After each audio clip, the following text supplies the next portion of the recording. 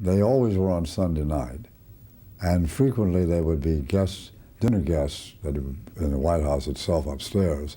Oh, after that first broadcast in the Lincoln Study, a room was set aside in the basement, and in later years I always thought that must have been directly under the Oval Office because it was oval.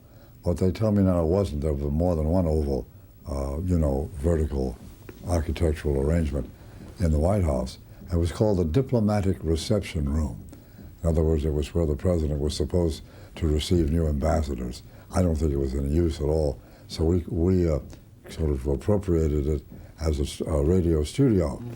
And we had a desk which CBS made with the sawed holes in the top of the desk, the microphones here, and there would be other microphones once in a while too, and for independent stations later on. And the cables would run down and go inside where the drawers had been knocked out and the equipment was in the desk. So that was a change. Though the president some of the guests would come down to see him, obviously at his invitation, make his fireside chat. And he'd come down often in a dinner jacket, and after a while he'd come down in the little chair. He'd give up any pretense of, in front of his guests, of the walking. I never saw him try to walk again like that inside the White House. And he didn't have a wheelchair.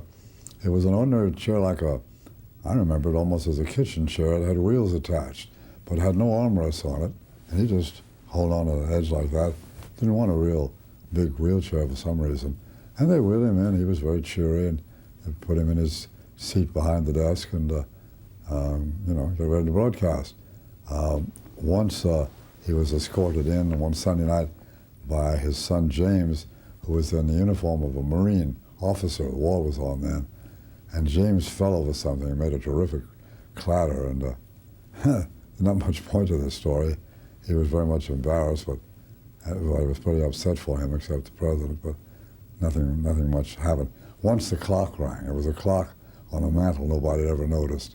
And once he ran over, and the clock chimed weakly in the background, but nothing much really ever happened of any import. But see, NBC and I always had to synchronize our introductions. And NBC, as I remember it, for some reason they ended their previous broadcast on the hour, straight up. And CBS ended on the half minute, 30 seconds before the start of the new hour. They'd give the cue, then there was 30 seconds for station identification, maybe local commercial announcements, and then straight up like this, CBS would begin, just when NBC was ending. So NBC would begin then like at 20 seconds after. I may have these numbers wrong.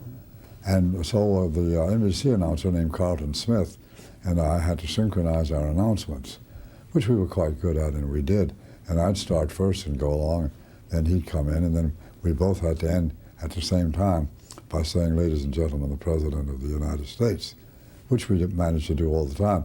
And after a while, we began to realize we were getting crosstalk, so they put us behind curtains like the ones you may see behind me, only much more elaborate, but heavy curtains that we were supposed to conceal ourselves behind, Carlton and I, so so we weren't distracting the audience with the sound in the background of each other's voices.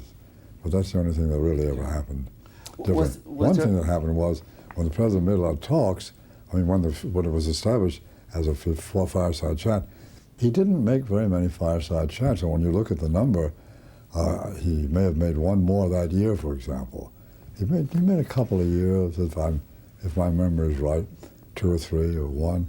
He wasn't on the air all the time, as presidents are now. He got the reputation just because he was so overwhelming and so good, I suppose, but he didn't really make many.